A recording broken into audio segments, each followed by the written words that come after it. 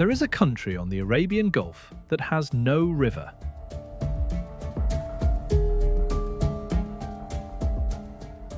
Not a small river, not a seasonal one. None.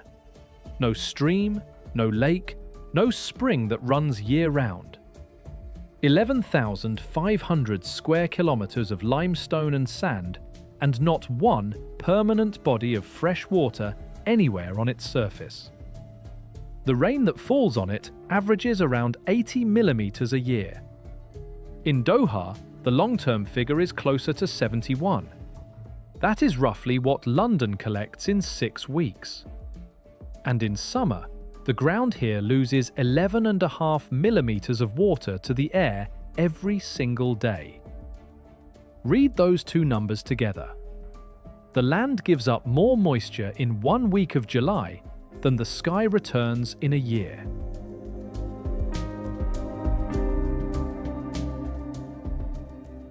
People have lived here for 7,500 years, not passed through, lived. There are Neolithic settlements on this peninsula that were occupied for 3,000 years without a break. There are wells cut into the limestone that were still in use when the first oil concession was signed. There are towns on this coast older than most European capitals. Both things are true at the same time.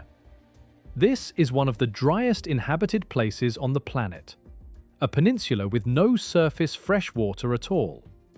And it has never been empty. The highest point in the country is a rise of 103 meters. The lowest is a salt flat 7 meters below the sea.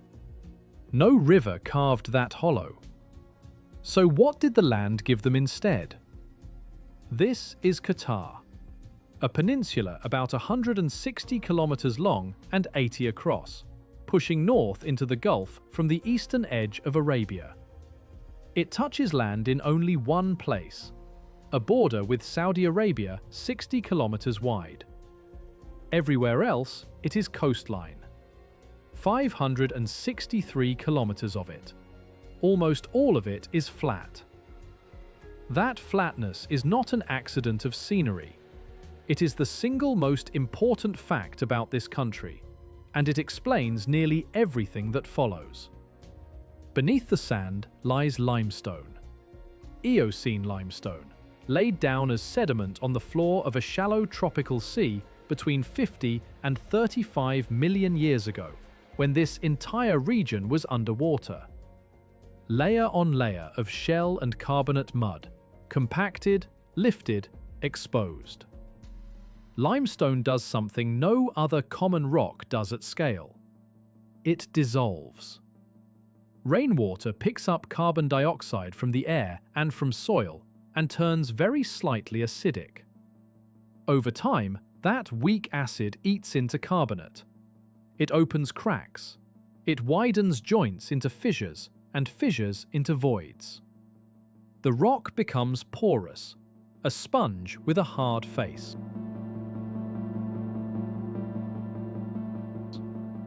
So when rain falls on Qatar, it does not run to the sea. There is nowhere for it to run to. It sinks. Within hours of a winter storm, the surface is dry again. The water has not evaporated. It has gone down, into the rock, out of reach of the sun. It is still there. That is the beginning of the answer. But to see how it works, you have to go west, to the one place on this peninsula where the land stops hiding what it is made of.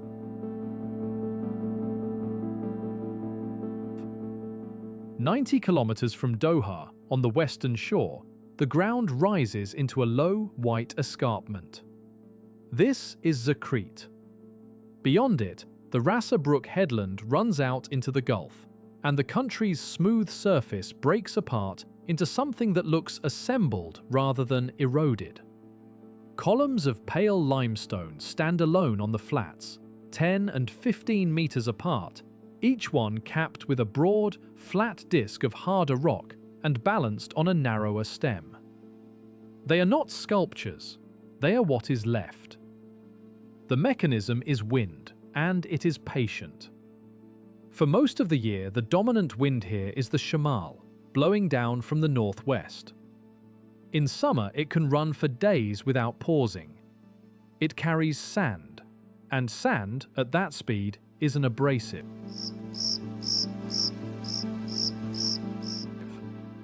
But the sand it carries is heavy. It does not lift far. Most of the grain load travels within a metre or so of the ground, hopping and bouncing along the surface in short arcs. So the cutting happens low. The strata here are not uniform. The upper beds of the Dammam Formation include a hard, silicified dolomitic limestone. Below them sit softer marls and chalky beds that give way far more easily. The wind, loaded with sand, works at the soft rock near the ground and leaves the hard cap above it almost untouched. Undercut for long enough, and a block of limestone ends up standing on a pedestal narrower than itself. The cap shelters what is directly beneath it. Everything around it goes. The result is a field of stone mushrooms on an empty plain, and the whole thing is a cross-section. You can read the layers.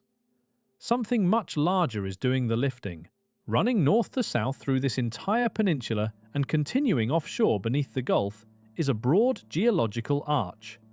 A long, gentle upward warp in the sedimentary cover of the Arabian platform. Geologists call it the Qatar Arch, or the Qatar South Fars Arch where it crosses into Iranian waters. It is not a mountain range. Its flanks dip so gently that you could drive across the crest of it without noticing. But it is hundreds of kilometers long, and it has been rising, slowly, for a very long time. The arch is the reason Qatar exists as land at all. Everything around it is submerged. The Gulf to the east and west is shallow, much of it under 30 meters of water. The peninsula is simply the part of the arch that was pushed high enough to stay above the sea when the water came in. And the same warping that lifted the rock also tilted it. On the western side, near Dukhan, the strata bend and rise into a ridge. That flexure is why the oldest rocks in the country outcrop here, on this coast, and nowhere else. So this pale, wind-cut headland is the closest thing Qatar has to a mountain range. It is barely 60 meters high in places. It is also the country's aquifer, exposed. Look at the rock face at Zakrit and you can see the pores. Cavities the size of a fist, some of them, opened by dissolution and left dry. Multiply that across the whole peninsula at depth and you have the storage. The two formations that matter are named for places far outside Qatar.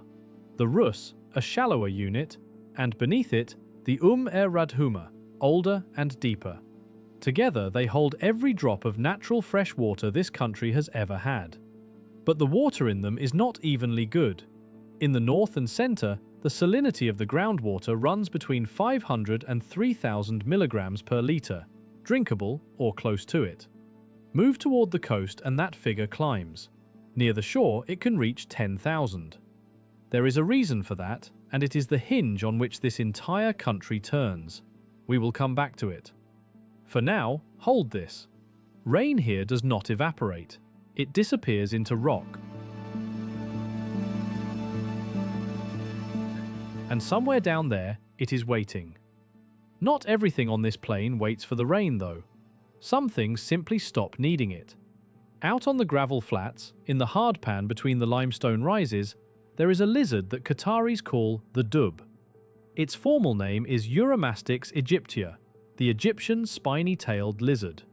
It is one of 21 lizard species recorded on the peninsula in field surveys carried out in 2012 and 2013. An adult can reach 70 centimeters from snout to tail tip, sand-colored, heavy-bodied, with a thick tail ringed in hard spines. It drinks nothing. There is no standing fresh water in its range for most of its life, so it has stopped depending on any. It is almost entirely herbivorous. Leaves, seeds, flowers, the low desert plants that green briefly after winter rain. All of its water comes from what it eats. Its kidneys concentrate waste heavily, and it excretes excess salt through a gland in the nose, rather than flushing it out with fluid it cannot spare. It also digs. The dub excavates a burrow into the limestone hardpan, sometimes 3 meters long, angled downward and ending in a chamber. That chamber is the point. At the surface in July, the ground can pass 60 degrees Celsius. 1.5 meters down, the rock holds a steady, survivable temperature all day. So the animal commutes. It emerges in the morning, flattens itself against warm stone to raise its body temperature, feeds, and retreats before the worst of the heat arrives. In winter, it may not come out for weeks. The spined tail is the door. Threatened at the burrow entrance, the dub turns and blocks the tunnel with it, and the tail becomes a mass of hard keratin ridges wedged in a hole in solid rock. Foxes give up. So do most people. What matters is the pattern, because you will see it again.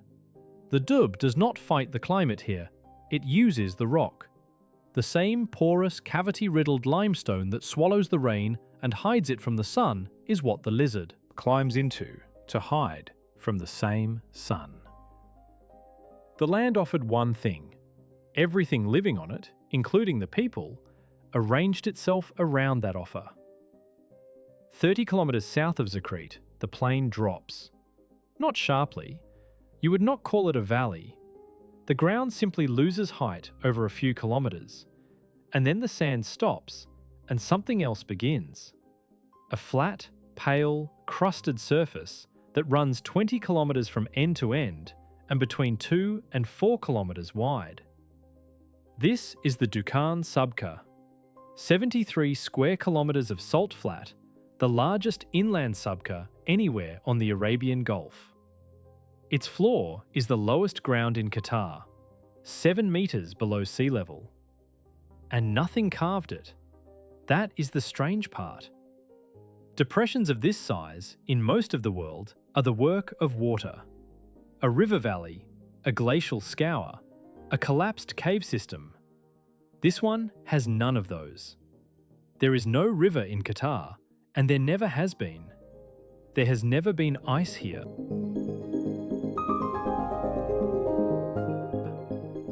The hollow is structural. It sits in a syncline, the downward fold that runs parallel to the Dukhan Ridge, the mirror image of the arch that lifted the western coast. Where the strata bend up, you get the Zakrit escarpment. Where they bend down, a few kilometers east, you get this.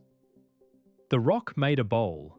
Then, the climate filled it with the wrong thing. The mechanism is quiet and relentless. The water table in a sabkha sits very close to the surface, sometimes a matter of centimeters.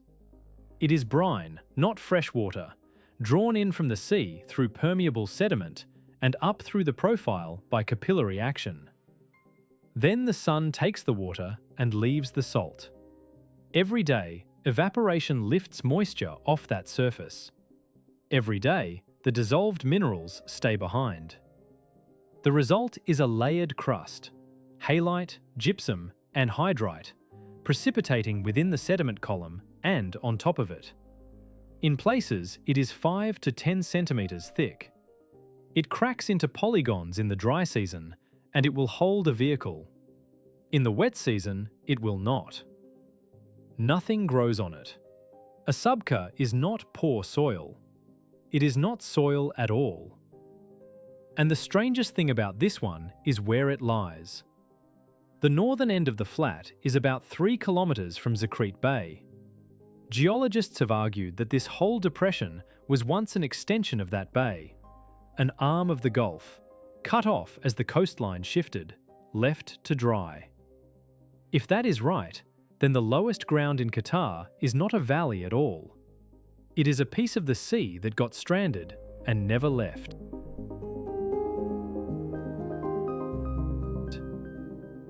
There is a version of that story that involves people. To find it, go north, up the western coast, past the Zakrit Junction, toward the top of the peninsula, where the limestone plateau runs down to the shore and a shallow, dry channel cuts across it. The channel is called Wadi Dabayan. It is the oldest place in Qatar that anyone has proven human beings lived in. Between 2009 and 2014, a team from the University of Birmingham excavated it. What they found in the sediment was not a camp. It was occupation. Layer after layer of it, with structural remains, plant material, and the bones and shells of things people had eaten. The earliest dates come in around 5,500 years before Christ. The site was in use for roughly 3,000 years. 3,000. Longer than the span between the building of the Great Pyramid and the present day. And to understand why anyone came here at all, you have to picture the Gulf as it was before it was the Gulf. Around 20,000 years ago, at the coldest point of the last ice age, so much of the world's water was locked into ice sheets that global sea level stood roughly 120 meters lower than it does now. The Gulf is shallow. Most of it is under 30 meters of water. Some of it is under 10.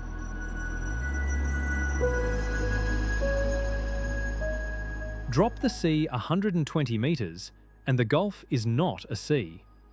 It is a valley.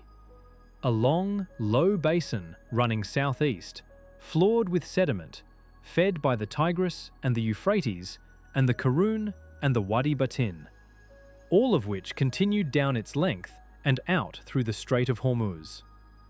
There were springs in it. There was fresh water in it. At its widest, the exposed floor was about the size of Great Britain. The archaeologist Geoffrey Rose has argued that this basin, he calls it the Gulf Oasis, was above water and habitable from roughly 75,000 years ago. A green lowland with permanent rivers in the middle of a continent that was, at that moment, drier than it is today. Then the ice melted, and the ocean came back in through Hormuz. It is around 8,000 years ago. The sea reaches the basin floor and begins to move up it, not as a wave, as a shoreline, advancing across almost flat ground, so that a single generation could watch familiar land go under and never come back. Rivers become estuaries. Estuaries become open water. The oasis closes. And along the new coastlines, all at once, people appear. Rose points to the archaeological record around 7,500 years ago. Where there had been scattered hunting camps, more than 60 settlement sites show up, with permanent stone houses, decorated pottery, domesticated animals, and trade goods coming down from Mesopotamia. They did not discover this coast. They were pushed up onto it. Wadi Dabayan is one of those sites. The people who lived in it ate fish and shellfish from a sea that had only just arrived, and drank from a water table that the same rising sea was quietly reshaping beneath their feet.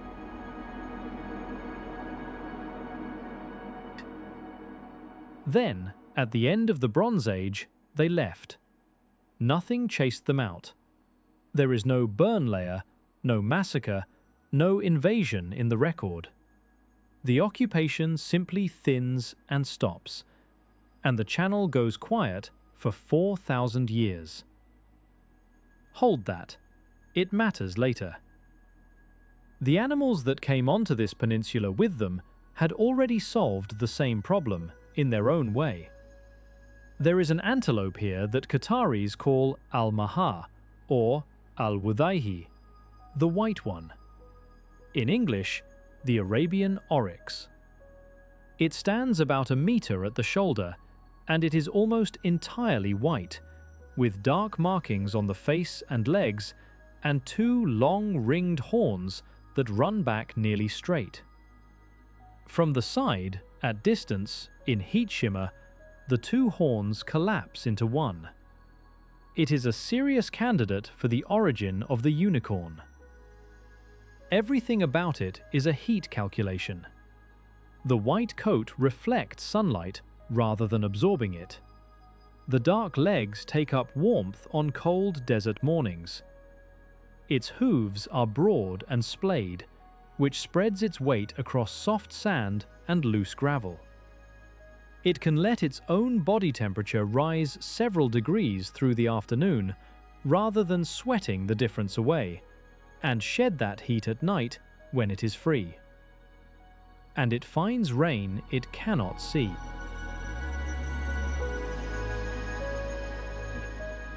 An oryx will travel up to 50 kilometers in a single night, across country that looks identical in every direction, and arrive where a storm cell dropped water days earlier and the desert plants have started to green. How they do it is not fully settled. Smell, most likely, the scent of wet ground and growth carried on the wind, perhaps with cloud and lightning red at distance. It does not need to drink at all if the vegetation it finds holds enough moisture. By 1972, there were none left in the wild anywhere on Earth. They were hunted out.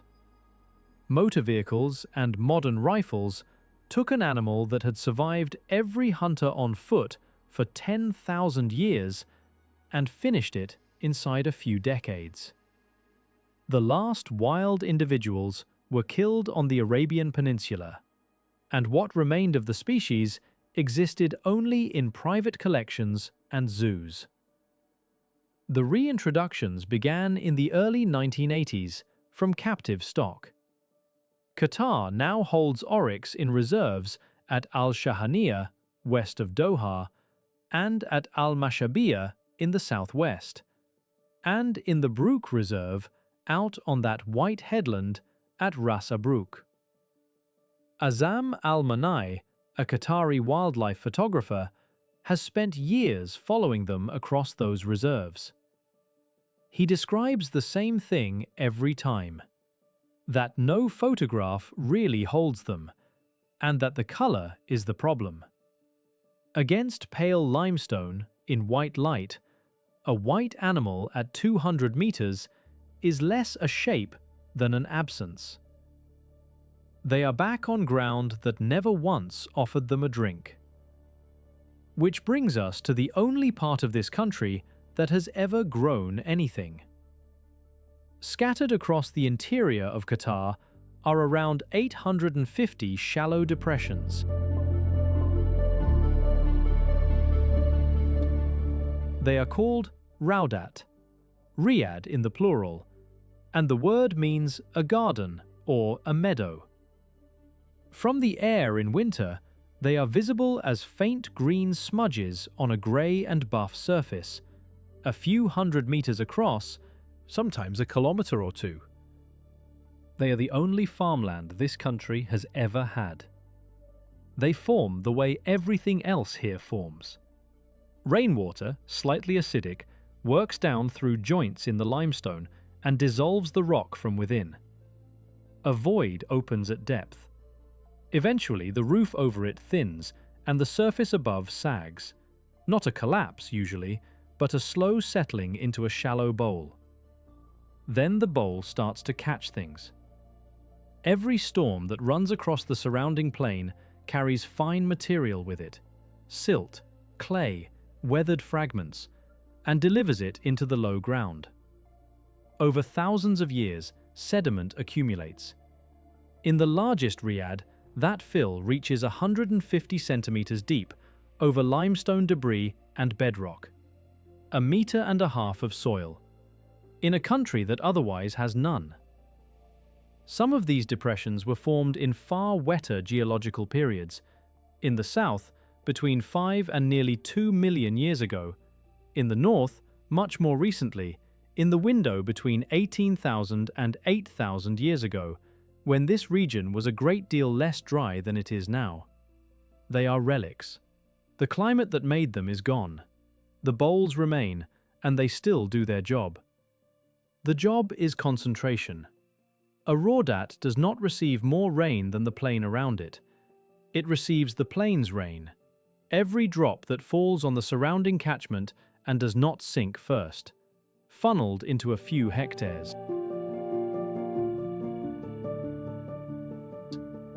That is enough to hold a stand of trees, acacia mostly, ziziphus, wild grasses that come up after the winter storms and are gone by April. Around 1% of Qatar is arable, and effectively all of that 1% is in these hollows. The rest is sand, gravel, urban ground, and sabkha. They also mark where the water is. A depression that collects runoff is a depression that recharges the rock beneath it, so the riads sit above the freshest groundwater on the peninsula. Raudat al-Faras in the north is named for a mare found there, an animal that had gone looking for exactly what the name promises. Dig a well on a Raudat, and you are drilling into the best odds in the country. Almost every old inland settlement in Qatar sits on one, or on the limestone shelf immediately beside it, at about 10 meters above sea level. 10 meters. Remember that number. In the far southwest, near Abu Samra on the Saudi border, there is one exception. A thin artesian unit called the Alat member, about 15 meters thick, carries water into Qatar under pressure from recharge that falls in Saudi Arabia. Its salinity runs between 4 and 6,000 milligrams per litre. Brackish, but it moves without pumping. It is the only water this country has ever received from somewhere else. So the interior gave a little. 850 gardens, one artesian trickle, 103 meters of high ground at Qurain Abu al-Bawl, and 11,500 square kilometers of everything else. The question is, what the edges gave.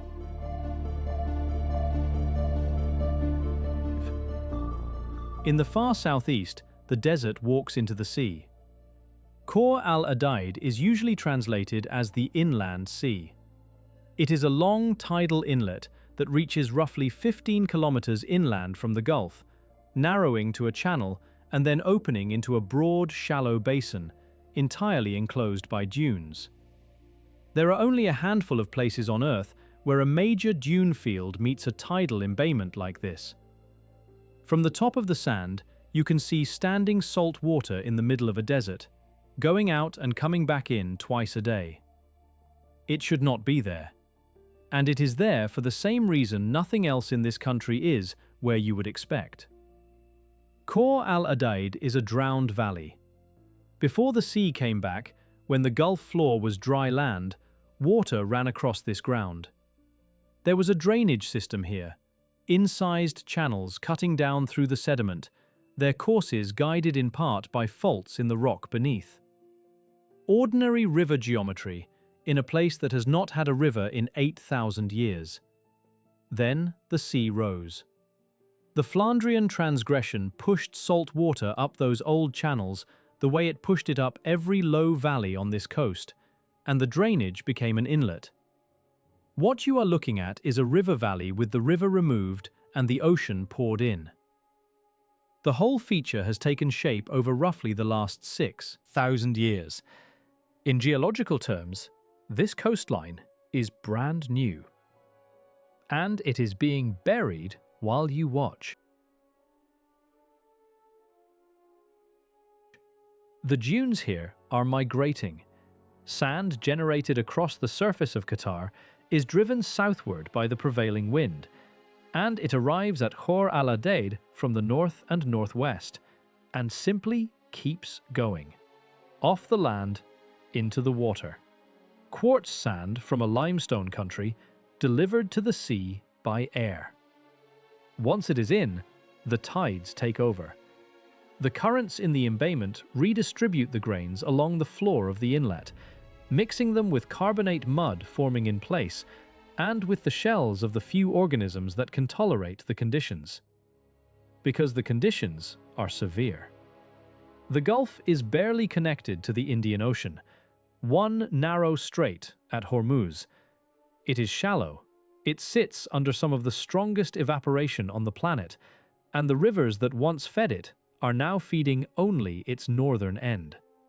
So it concentrates. Open ocean seawater runs around 35 grams of salt per litre. In the Gulf, it is higher everywhere, and in restricted shallows on the western side of Qatar, it has been measured up to 57. In the inner reaches of Khor al-Adaid, in the still water behind the dunes, it climbs further still. At that salinity, almost nothing lives. What does live is very old.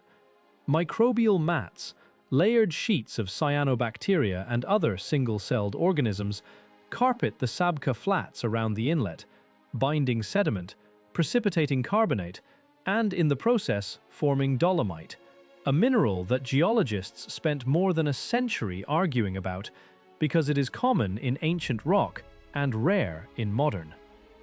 It forms here, in salt water hot enough and salty enough to kill nearly everything else, on the edge of a desert, in a valley that a river dug and then abandoned. Stand on the dune crest at dusk, and the whole sequence is in one frame. Sand arriving from the north, water arriving from the east, salt staying behind.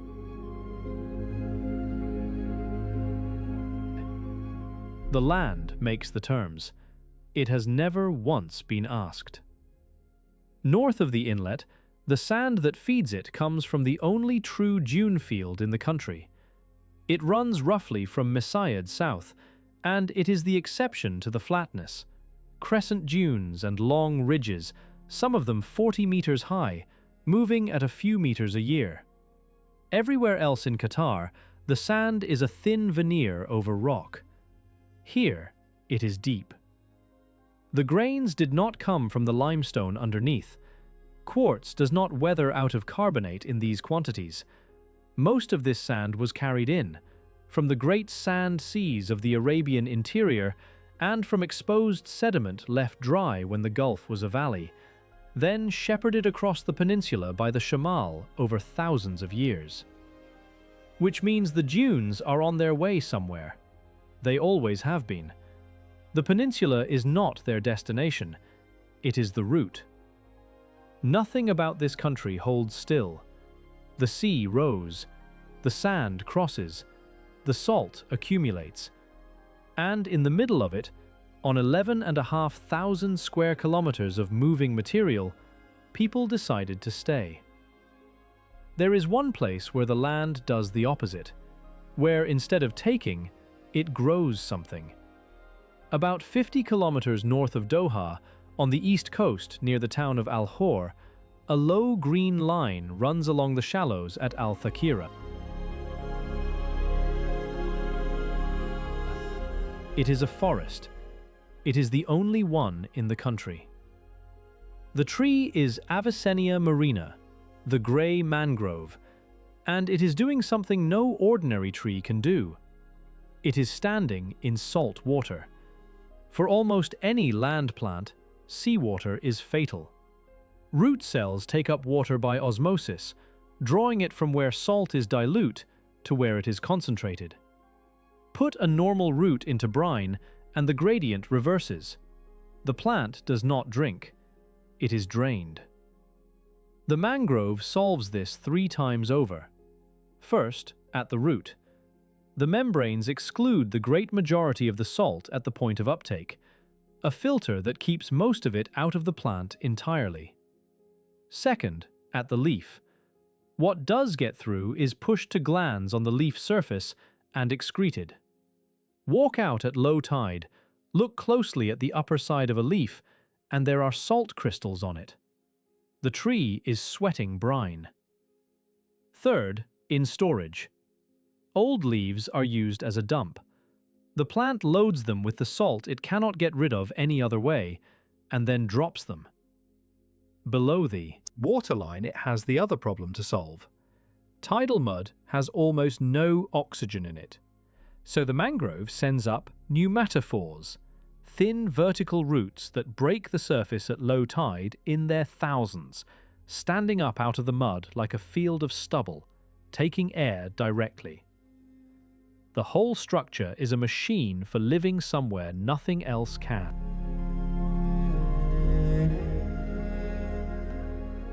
And because of it, the shallows at Al Thakira are the most crowded place in Qatar.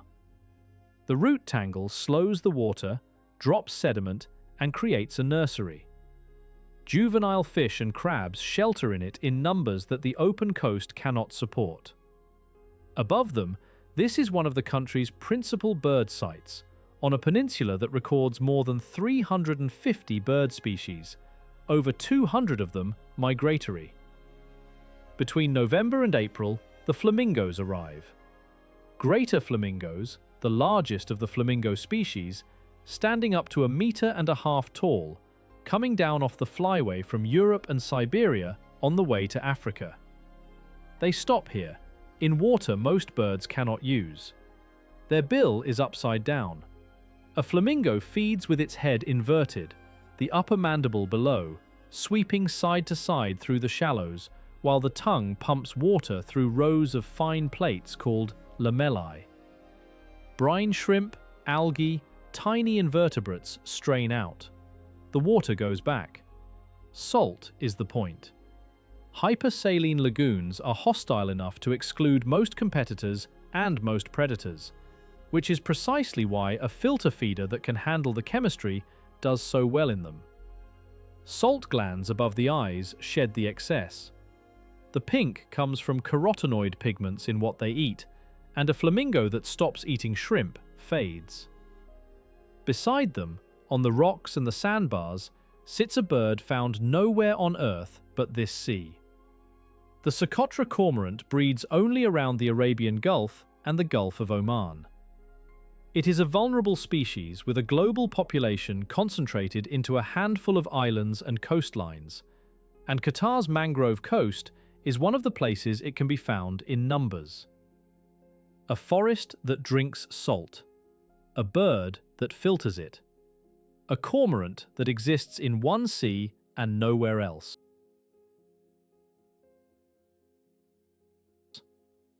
None of them chose this. All of them were shaped by it. Go north from Al Khor, up toward Madinat ash-Shamal at the top of the peninsula, and the ground changes character again. This is the northern limestone plateau. It is slightly higher, slightly harder, and slightly less buried under sand than the center, and it takes noticeably more rain. The north of Qatar receives around 30% more than the south. 30% more of very little is still very little, but it is not nothing, and the north has the shape to use it. Across the plateau run wadis, dry channels, shallow, often only 1 meter or 2 deep, invisible until you are standing in one. They are not rivers, and they never were. They are the paths that runoff takes on the few days a year when rain falls faster than limestone can swallow it. That happens in spring, mostly, during the condition Qataris call al-sarayat, the thunderstorm season between March and May, when the weather breaks and a year's rainfall can arrive in an afternoon. When it does, the channels run. For hours, sometimes less. Small runnels feed larger ones. Larger ones deliver into depressions or out onto sabkha, and then the surface dries and the whole system disappears again for another year. But the water did not leave. It went into the rock beneath the channel and beneath the depression at the end of it. So the north of Qatar has the best groundwater on the peninsula, and the archaeology follows it exactly. The old wells and the old settlements cluster here, on the Raudat and on the limestone shelves beside them, at around 10 meters above sea level, back from the shore.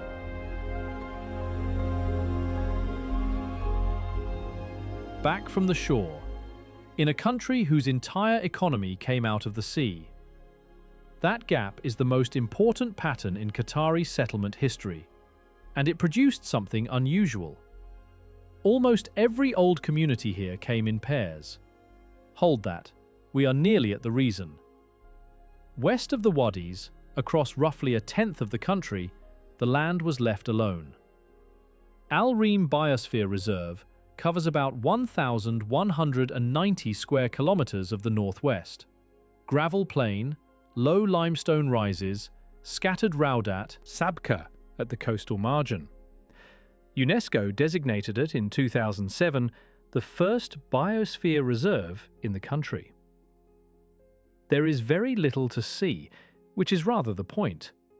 The vegetation is sparse and almost entirely responsive.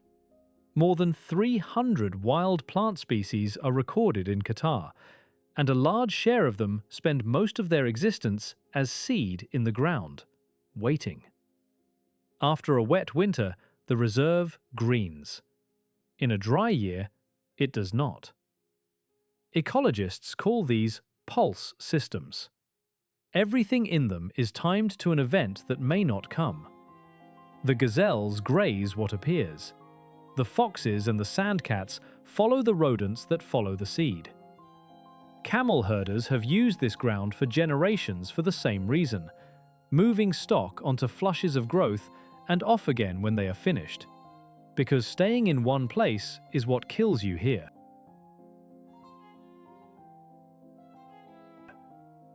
Nothing in the reserve is permanent except the rock. Even the life is intermittent. And then, on the east coast, there is the exception to all of it. Doha sits on a shallow bay on the eastern shore, roughly halfway up the peninsula.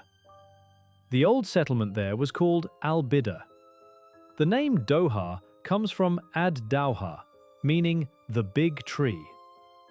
Today, something close to 85% of Qatar's population lives in and around it, on a municipality that covers under 2% of the country's land area.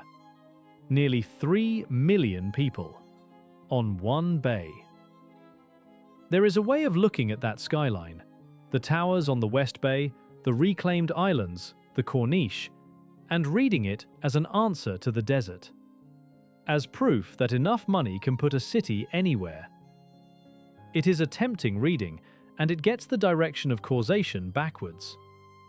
The address was chosen long before any of it. Al-Bida is on the east coast because the east coast has the shelter. The western shore is shallower, more exposed to the shamal, and edged with sabkha and sandy reef.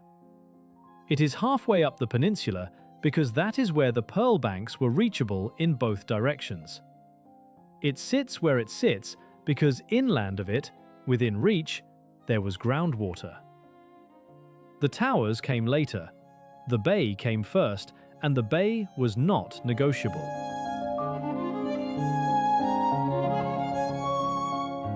The sea in front of that city is doing something to the air above it that no amount of construction changes. The Gulf is shallow, and the sun on it is nearly unobstructed for most of the year. Shallow water heats through its whole depth rather than mixing warmth away downward. Warm water evaporates. Evaporation loads the air with moisture, and the land is low and flat with nothing to lift that air away. So the summer here has two settings. Dry heat inland, where the record has reached above 50 degrees, and on the coast, humidity that runs from around 30% in the cool months to figures near saturation in late summer. A human body cools by evaporating sweat. When the air is already close to full, that stops working. It is not the temperature on its own that does it, it is the pair. The shallowness of this sea is the reason the coast is habitable at all, and the reason its summers are what they are. The same fact twice. That shallow, oversalted, overheated water also grows something remarkable. The largest mammal in Qatari waters is not a whale. It is a dugong. 3 meters long, 400 kilograms and more, grey, blunt-faced, unhurried. It is the only truly herbivorous marine mammal on Earth, and it eats one thing: seagrass. The Gulf holds the world's second largest population of them, after Australia. In the shallow waters northwest of Qatar, herds of 600 and 700 animals have been recorded together, which is among the largest gatherings of dugong ever documented anywhere.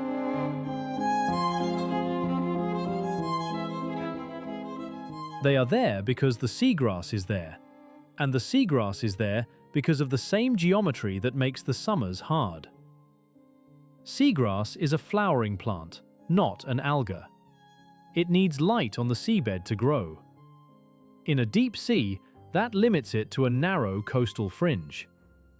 In a sea that is mostly under 30 meters, sunlight reaches enormous areas of floor, and the meadows spread across them. A dugong does not graze the blades. It plows. It works nose down through the sediment, taking whole plants, including the rhizomes, and leaves a visible feeding trail behind it, a furrow in the seabed. An adult processes tens of kilograms of plant matter a day. They are slow to replace themselves. A female may not breed until she has passed her 6th year, and then produces a single calf that stays with her for around 18 months. And they arrive in the record here around 7,500 years ago. The same window. The sea flooded the basin, drowned the valley, and created several thousand square kilometers of sunlit, shallow floor. The meadows grew. The dugong followed the meadows in. The event that ended one world made this one. The same water that pushed those first settlements up onto the Qatari coast planted the pasture for an animal that has grazed it ever since. The people who came ashore did not find a river. What they found was the sea, and something in it worth more than water. Along the shallow banks off this coast lies a bivalve called Pinctada radiata, the Gulf pearl oyster.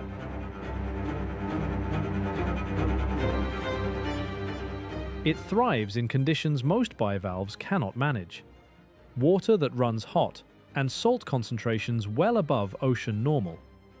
Attached to hard bottom in shallows where light and warmth drive the plankton it filters. A pearl is not a treasure to the animal. It is a defense. When an irritant lodges between the shell and the mantle, the oyster coats it in the same nacre it uses to line its own shell, layer after layer, sealing the intrusion away from living tissue. The Gulf banks are among the oldest and largest known, worked for well over 2,000 years. And for most of Qatar's recorded history, they were nearly everything. By the 18th and 19th centuries, close to half of the population of this coast depended on pearling, as divers, haulers, crew, or merchants. The season ran through the hottest months, when the water was warm enough to work. A diver went down on one breath. He wore a nose clip of bone or horn, leather sheaths on his fingers, and a weighted stone on a rope to take him to the bottom fast. He filled a basket by hand. A hauler pulled him up. Then he did it again. 30, 40, 50 times in a day, for weeks, on a boat with limited water and rations of dates and rice. The pressure took their ears. The rope work and the salt took their hands. Many did not last long in the trade, and some did not come up. And they did not own the proceeds. Divers were advanced money against a season's catch by the boat captain, at terms they had no power to set, and a poor season rolled the debt forward into the next one. Debts were inherited by sons.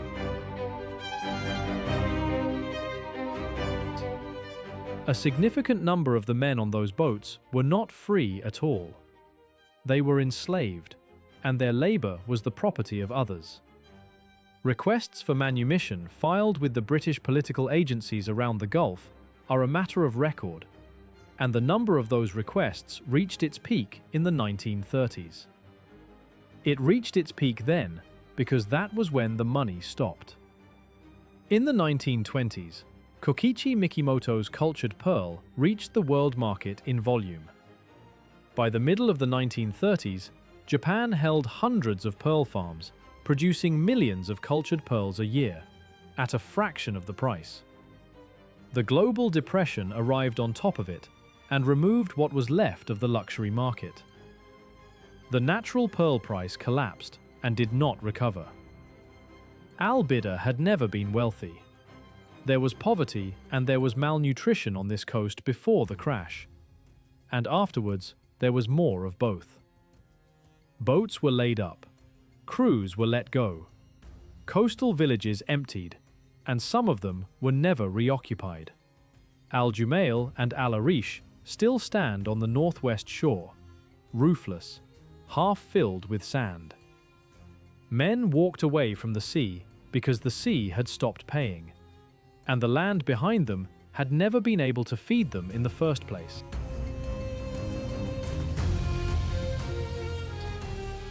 That is the position this country was in, geographically, at the end of it. A peninsula with 80 millimetres of rain, 1% arable ground, no river, no lake, and a marine economy that had just ended. So how had anyone ever held ground here at all? The answer is 100 kilometres northwest of Doha, and it has been sitting under sand for a century.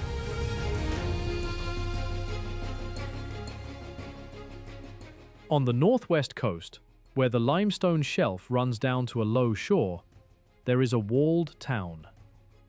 Most of it is still buried.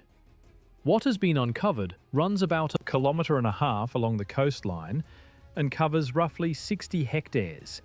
Palaces, mosques, courtyard houses, a market, streets, fishermen's huts, 2 lines of defensive wall, a harbour, cemeteries. Its name is Al-Zubarah, and in the late 18th century, it was one of the most important trading towns on this sea. Merchants of the Utub came down from Kuwait in the second half of that century, looking for pearl beds, and found them immediately offshore. The town they built traded across the Indian Ocean, into Arabia, and up into Western Asia. It flourished for about 50 years. In 1811, it was destroyed. It was partly resettled and then abandoned for good in the early 20th century, and the desert did what the desert does. A layer of wind-blown sand came over the ruins and sealed them. That burial is the reason it survives. Al-Zubarah is the best preserved pre-modern pearling town anywhere on the Gulf, and it was inscribed as a World Heritage Site in 2013. But the thing that explains this country is not inside the walls. It is 2.5 kilometres inland.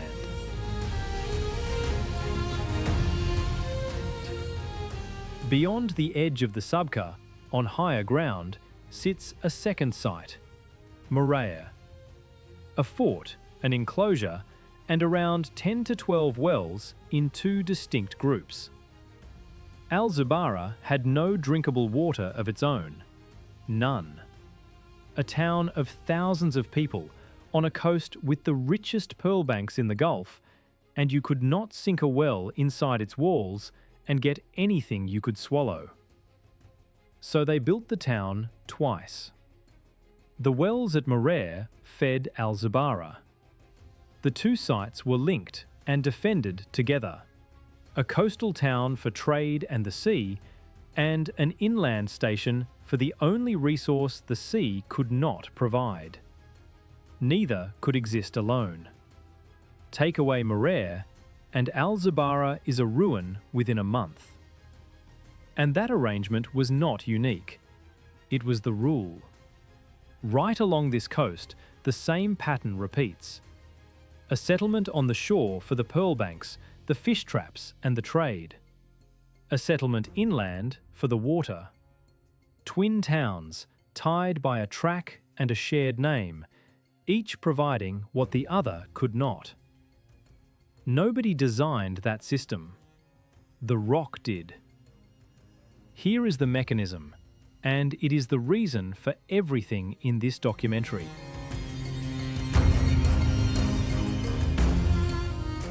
Rain falling on Qatar sinks into the limestone. It does not stop there. Below it, The same porous rock is already saturated with seawater, drawn in from a coastline that is never more than 40 kilometers away in any direction. Freshwater and saltwater do not mix quickly underground, and they do not weigh the same. Seawater is roughly 2.5% denser, so the freshwater floats. It sits on top of the brine as a lens, thickest in the middle, thinning to a knife edge at the shoreline. Not a lake, not a cavern. A layer of rainwater held in the pores of the rock, resting on salt. And the physics of that lens is unforgiving. For roughly every metre that the fresh water stands above sea level, about 40 metres of it hangs below. Head above equals depth beneath, at a ratio of about 1 to 40, which means elevation is everything. On the shoreline, where the ground is at sea level, the lens has no head and therefore no depth. There is nothing to draw. Sink a well at Al Zubarah and you are in brine. 10 metres above sea level, a few kilometres inland, the lens beneath your feet may run 400 metres deep. 10 metres above sea level. The elevation of almost every old well and inland settlement in Qatar.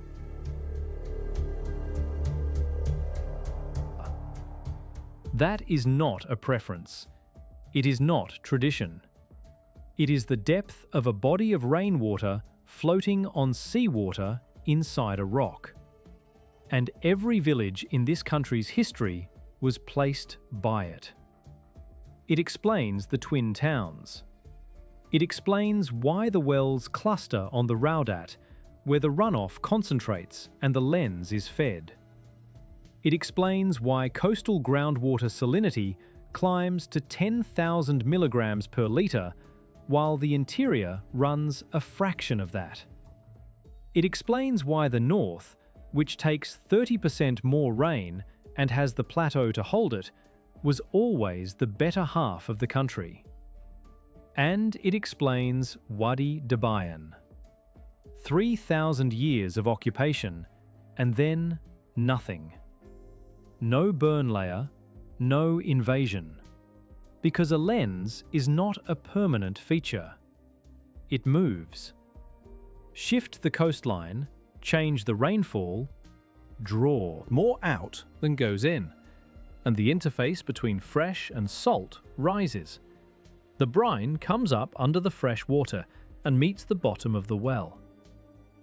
The people at Wadi Dabayan were not driven out by anyone.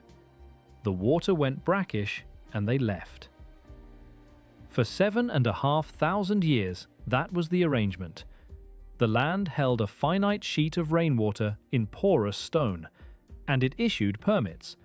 This many people, in these places, at this elevation, for as long as the rain kept up its side.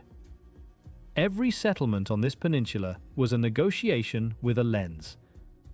And then the negotiation ended.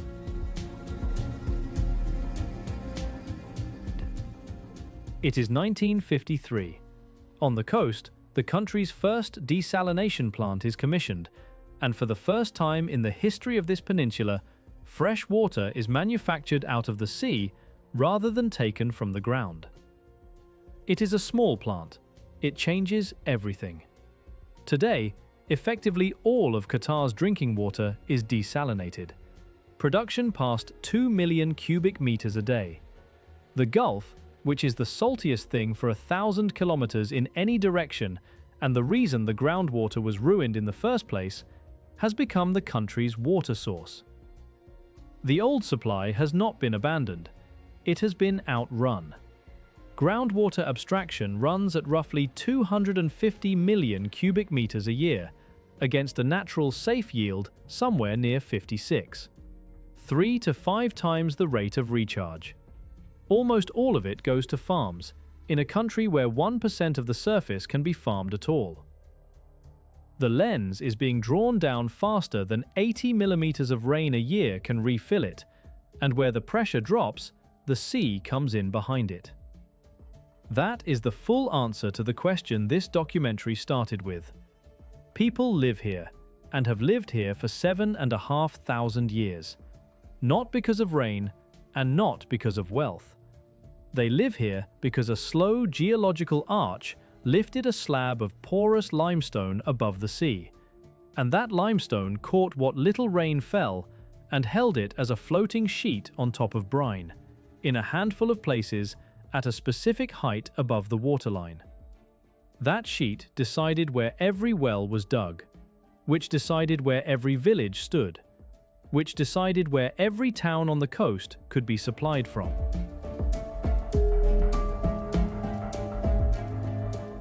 It was never much. It was exactly enough and never more. There is something worth sitting with in that. For 7,500 years, every generation on this peninsula asked the same question before it did anything else. Where is the water, and how much of it is there? The answer set the size of the village, the length of the season, the number of animals, the distance between the harbour and the well. The land was not a backdrop to that life, it was the authority. And the generation now living here is the first in the whole of that record that does not have to ask. The water arrives from the sea, made rather than found, and the lens that dictated the geography of this country for 7 millennia has become a thing used mostly for growing fodder. The limestone is still there. The rain still falls, 80 millimeters of it, still vanishing into the rock within hours of a storm, still collecting where it has always collected. It has simply stopped being consulted. Out on the gravel plain west of Doha, at the hour when the heat comes off the ground, something moves that has never had any other arrangement. The Arabian sand gazelle. Qataris call it the reem, the only gazelle native to this peninsula. It is small, pale, and built entirely around loss. Sandy above, white beneath, so that it disappears against limestone glare and against the sky at the same time. The coat lightens further in summer to throw off more light. Like the oryx, it can let its own temperature climb through the afternoon, instead of spending water to cool itself, and it takes what moisture it needs from the plants it browses. And like the oryx, it reads weather at a distance. A reem herd will move toward rain it has never seen, across country with no landmark of any kind, and arrive where something is growing. They graze the same flushes in the reserves at Al Reem and Al Mashabiyah that camel herders have used for centuries, for the same reason, on the same schedule, following the same short green windows. Nothing has changed for them. The permit system is still in force. It is only the people who stopped needing one. Perhaps what matters here is not whether a country can put a city on a peninsula with no river. It clearly can, and it has. What matters is that the answer to why anyone lives where it barely rains at all was never the towers, or the harbours, or the wealth. It was 80 millimetres a year, caught in porous stone, floating on salt water 10 metres above the sea. Everything else was built on top of that, including the part that no longer needs it. Thank you for watching. If you would like to keep travelling with us, subscribe, and we will see you on the next journey.